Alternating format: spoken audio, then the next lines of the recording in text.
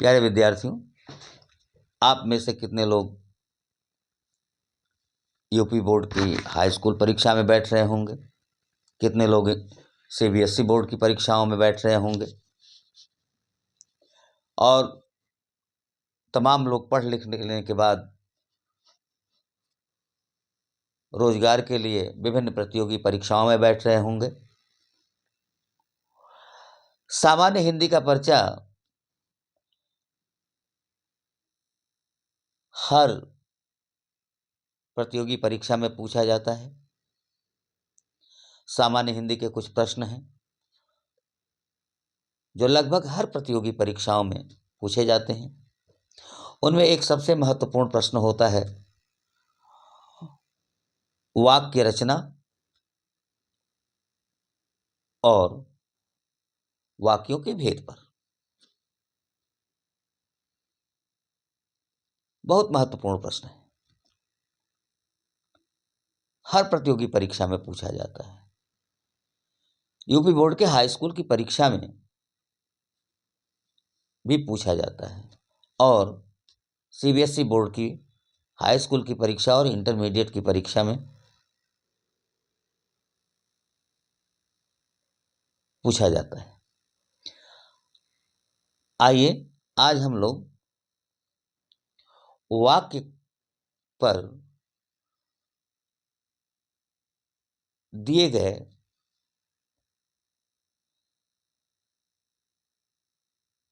मेरे वक्तव्य का दूसरा भाग सुनते हैं। पहले भाग में हम लोगों ने जाना कि वाक्य किसे कहते हैं, वाक्य के तत्व कौन कौन से हैं और फिर वाक्य के भेद के आधार क्या है। हमने जान लिया है कि शब्दों के सार्थक और व्यवस्थित मेल को वाक्य कहते हैं। वाक्य के कुल 6 तत्व हैं: सार्थकता, योग्यता, आकांक्षा, निकटता, पदक्रम और अन्वय। इसी के साथ साथ हम लोगों ने कल यह भी जान लिया है कि वाक्य के भेद के 2 आधार हैं। पहला है रचना और दूसरा है अर्थ। हमने कल यह भी जान लिया था कि रचना के आधार पर वाक्य के 3 भेद होते हैं। कौन कौन? पहला है सरल वाक्य, सरल वाक्य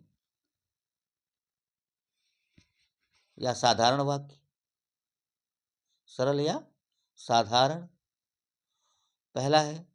दूसरा है संयुक्त वाक्य, संयुक्त वाक्य और तीसरा है मिश्र या मिश्रित वाक्य। फिर अर्थ के आधार पर हमने 8 प्रकार के वाक्य जाने हैं, जान लिया है कि 8 प्रकार के वाक्य कौन कौन होते हैं। तो पहला है विधानवाचक, पहला है विधानवाचक, दूसरा है निषेधवाचक, निषेधवाचक, तीसरा है आज्ञावाचक, आज्ञावाचक, चौथा है प्रश्नवाचक, प्रश्नवाचक, पांचवा है इच्छावाचक, पांचवा है इच्छावाचक, छठा है संदेहवाचक, छठा है संदेहवाचक, सातवां है विस्मयवाचक, विस्मयवाचक, आठवां है संकेतवाचक, संकेतवाचक। इतनी चीजें हम लोगों ने कल जान लिया था। अब आज केवल हमें यह जानना है कि अर्थ के आधार पर जो ये 8 प्रकार के वाक्य हैं, इनकी पहचान हम कैसे करेंगे? कैसे जानेंगे कि ये विधानवाचक वाक्य है? कैसे जानेंगे कि ये निषेधवाचक वाक्य है? कैसे जानेंगे कि यह संकेतवाचक वाक्य है? आइए हम लोग इसका एक सरल ट्रिक जानते हैं। बड़ी सरलता से और बहुत आसानी से मैं आपको समझाने जा रहा हूं कि अर्थ के आधार पर जो विभिन्न प्रकार के वाक्य होते हैं, उनको हम पहचानेंगे कैसे? तो आइए सबसे पहले हम विधान वाचक वाक्य इसके बारे में जानते हैं।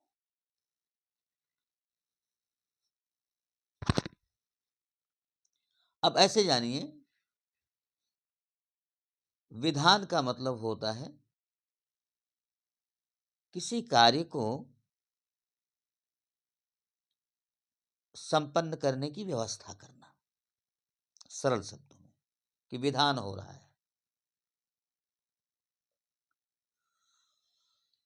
तो यहां आप जान लें, जिस वाक्य में जिस वाक्य में कार्य का करना या होना पाया जाता है, उसे विधानवाचक वाक्य कहते हैं। विधानवाचक वाक्य कहते हैं। यानी जिस वाक्य में किसी कार्य का को करने अथवा होने का भाव होता है, जिस वाक्य से हमें यह पता लगता है कि कोई कार्य हो रहा है, कोई व्यक्ति किसी कार्य को कर रहा है, तो ऐसे वाक्य को विधानवाचक वाक्य कहते हैं। जैसे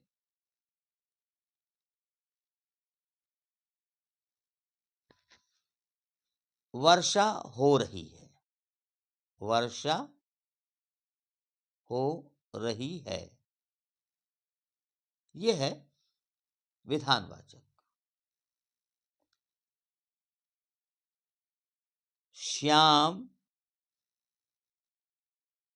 पढ़ रहा है।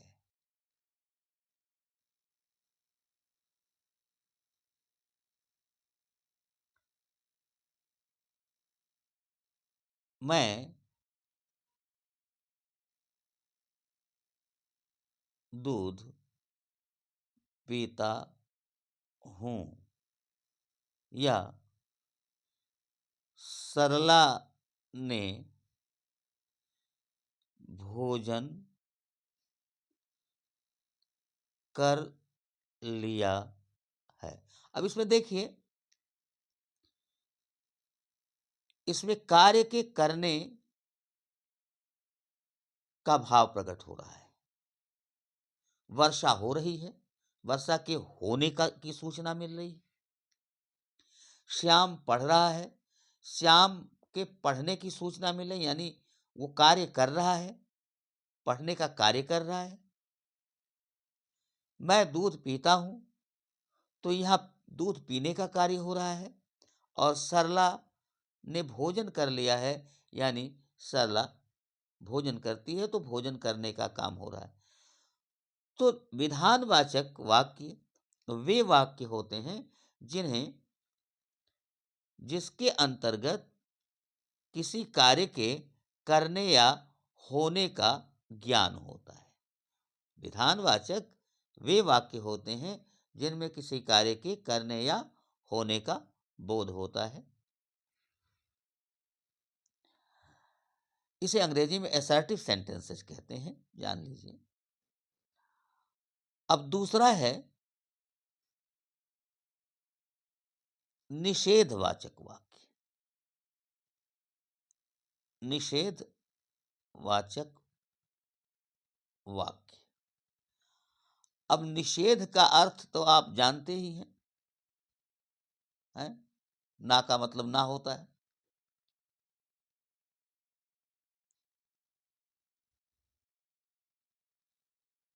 निषेध माने नकारात्मकता जिसमें हो, नकारात्मक वाक्य से कहते हैं, निगेटिव सेंटेंसेस।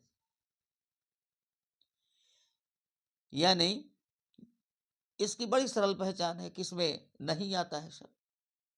कार्य के विधानवाचक वाक्य में जहां कार्य के करने या होने का भाव होता है, वहीं निषेधवाचक वाक्य में कार्य के ना होने का बोध होता है। जैसे श्याम दूध नहीं पीता है। वह पढ़ता नहीं है। वह गोरखपुर नहीं जाएगा। मैं विद्यालय नहीं आऊंगा। ये निषेधवाचक वाक्य, यानी जिन वाक्यों में किसी कार्य के न होने का भाव होता हो, उसे निषेधवाचक वाक्य कहते हैं। मैंने भोजन नहीं किया है। फिर तीसरा है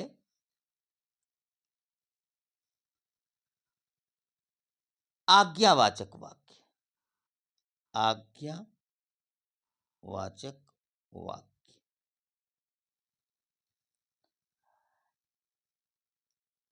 इन वाक्यों से आज्ञा, प्रार्थना, उपदेश इत्यादि का बोध होता है।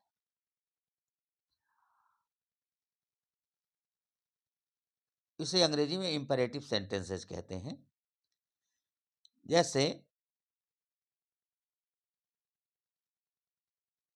बाजार जाओ, बाहर निकल जाओ, बैठो,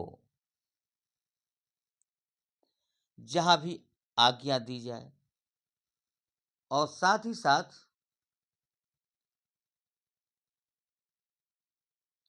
प्रार्थना की जाए या किसी को उपदेश दिया जाए। तुम्हें अच्छा कार्य करना चाहिए। तुम्हें सदा सत्य बोलना चाहिए। तुम बैठ जाओ।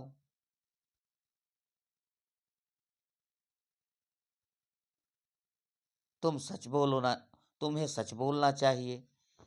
ये जहां उपदेश दिया जा रहा हो और जहां आज्ञा दी जा रही हो और जहां प्रार्थना की जा रही हो। मुझे 2 दिनों का अवकाश देने की कृपा करें। ये आज्ञावाचक वाक्य। इस आज्ञा शब्द से एक कंफ्यूजन पैदा होता है कि क्या प्रार्थना करना आज्ञा है?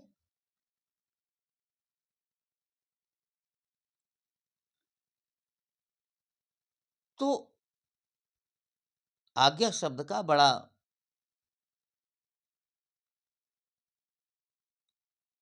विशिष्ट अर्थ है। तो इसलिए आज्ञा या आदेश, प्रार्थना और उपदेश। आज्ञा, बैठ जाओ, बाजार जाकर सब्जी लाओ। ये आज्ञा आदेश हुआ। और फिर उपदेश, सदा सच बोलो, बड़ों की आज्ञा का पालन करो, प्रार्थना मुझे 2 दिनों का अवकाश देने की कृपा करें, इत्यादि इत्यादि। तो ये आज्ञावाचक हुआ। चौथा है प्रश्नवाचक वाक्य, इसे अंग्रेजी में इंट्रोगेटिव कहते हैं। तो इसकी तो साधारण सी पहचान है कि सभी प्रश्नवाचक वाक्यों में, प्रश्नवाचक वाक्य, इनमें प्रश्नवाचक चिन्ह होता, सीधी सीधी पहचान है। जिस वाक्य में ये प्रश्नवाचक चिन्ह आ जाए उसे आप जान लें कि ये प्रश्नवाचक वाक्य है। तुम कहाँ जा रहे हो, तुम क्या कर रहे हो, क्यों, क्या, क्यों, कैसे, इन शब्दों से ये वाक्य शुरू होते हैं। क्या कर रहे हो, क्या लिख रहे हो, क्यों लिख रहे हो, कैसे जाओगे, कैसे पढ़ोगे। तो एक तो ये क्या, क्यों, कैसे जैसे अव्यय आते हैं प्रश्नवाचक वाक्यों में, और साथ ही साथ सबसे सरलतम पहचान है कि प्रश्नवाचक चिन्ह अंत में जरूर होता है प्रश्नवाचक वाक्यों में। आइए 5वां प्रकार, इच्छावाचक।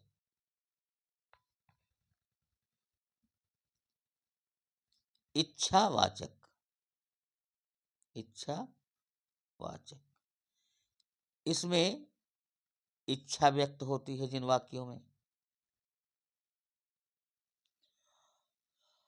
शुभ कामनाएं जिन वाक्यों में दी जाती हैं, शुभ कामनाएं जिन वाक्यों में दी गई हों,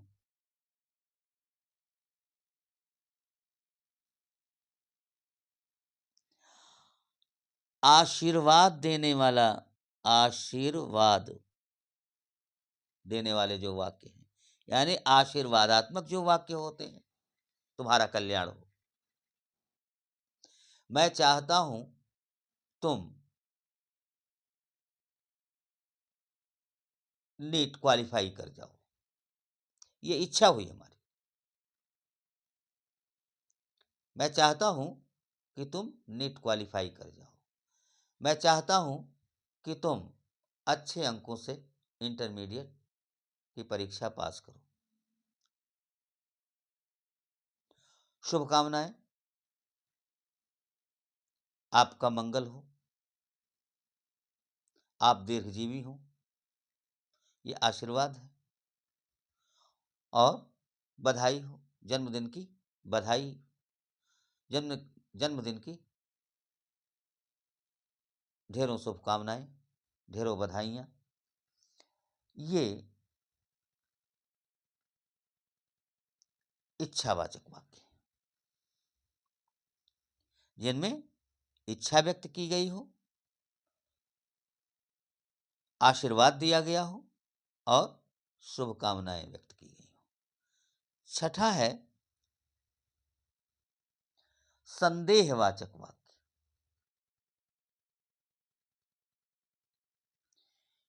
ये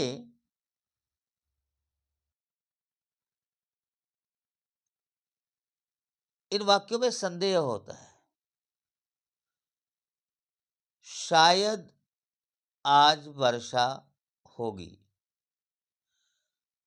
शायद आज वर्षा होगी, शायद आज पिताजी मिठाई लाएंगे।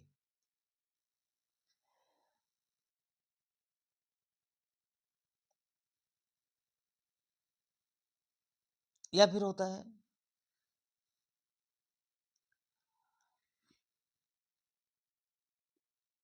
वह पास होएगा, मुझे क्या पता। इस तरह के जो वाक्य होते हैं वे होते हैं संदेह।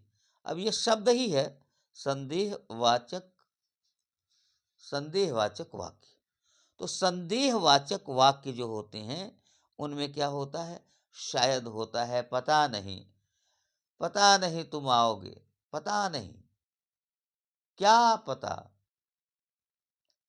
क्या पता पर्चा कैसा आएगा। ये क्या पता, शायद, इन शब्दों का प्रयोग जिन वाक्यों में होता है वो वाक्य संदेहवाचक वाक्य कहलाते हैं। सातवां है विस्मयवाचक। विस्मयवाचक सातवां है विस्मयवाचक। विस्मयवाचक। अब विस्मय क्या है? विस्मय आश्चर्य। जिन वाक्यों में आश्चर्य व्यक्त किया गया हो वो वाक्य विस्मयवाचक वाक्य। अरे कितना सुंदर दृश्य है।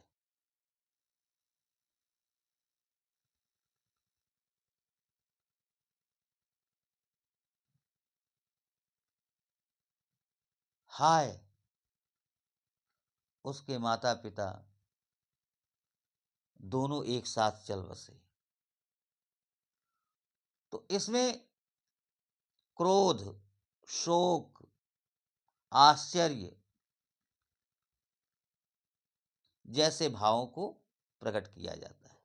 यानी जिन वाक्यों में क्रोध हो, क्रोध का भाव प्रकट किया गया हो, शोक का भाव प्रकट किया गया हो, आश्चर्य का भाव प्रकट किया गया हो, ऐसे वाक्य विस्मयवाचक वाक्य कहलाते हैं।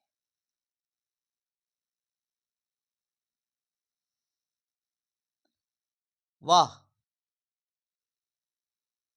कितना सुंदर नाटक था।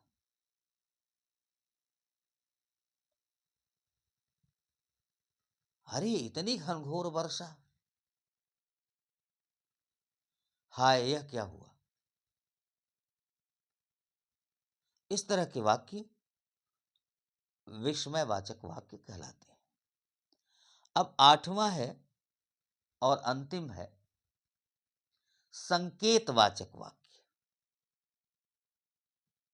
संकेतवाचक वाक्य।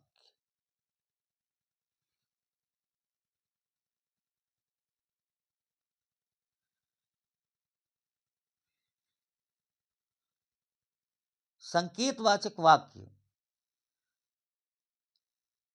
ऐसे वाक्य होते हैं जिनमें दो क्रियाएं होती हैं और एक क्रिया का पूरा होना दूसरी क्रिया पर निर्भर होता है।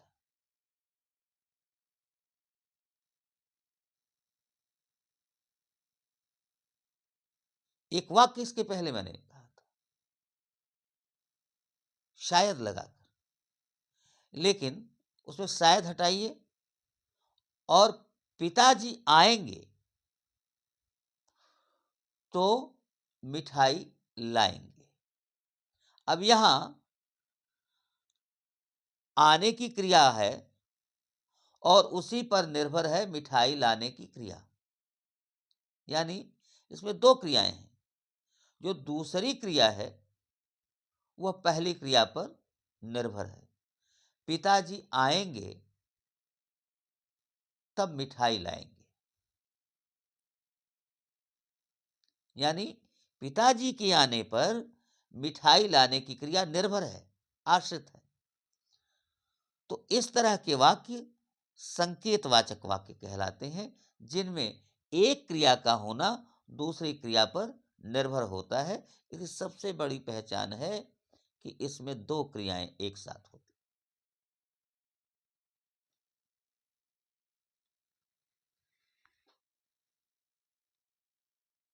यदि परिश्रम करोगे तो सफलता मिलेगी।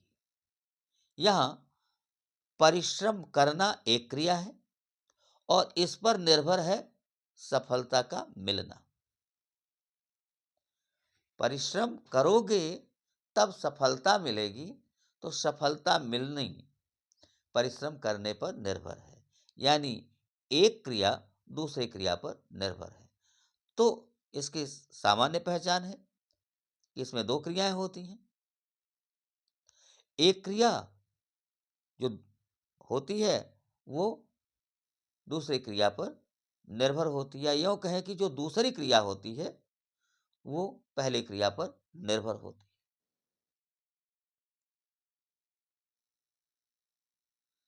कुंभकर्ण जागेगा तब युद्ध करेगा। ये कुंभकर्ण का जागना और युद्ध करना दोनों दो क्रियाएं हैं। कुंभकर्ण के जागने पर युद्ध करने की क्रिया निर्भर है, आश्रित है।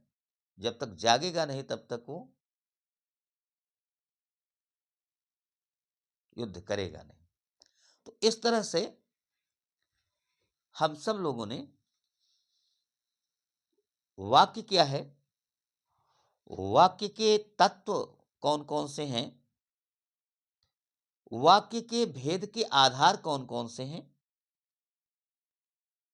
और उन आधारों के आधार पर वाक्य के भेद कितने कितने हैं, रचना के आधार पर वाक्य के कितने भेद हैं, अर्थ के आधार पर कितने वाक्य के कितने भेद हैं, इनको हमने जान लिया और सबकी सरलता पूर्वक हमने पहचान कर ली। हमने आपको वाक्यों के विषय में ट्रिक बताए। उन ट्रिकों को आप ध्यान में रखें। जैसे प्रश्नवाचक के लिए प्रश्नात्मक प्रश्न का चिन्ह रहता है, इस तरह से छोटी छोटी चीजें हैं। जैसे जो संकेतवाचक वाक्य है, उसकी सबसे बड़ी विशेषता है कि उसमें दो क्रियाएं होती हैं। उस वाक्य में दो क्रियाएं होती हैं। पहली क्रिया पर दूसरी क्रिया निर्भर रहती है, आश्रित रहती है। तो आशा है आप सब ने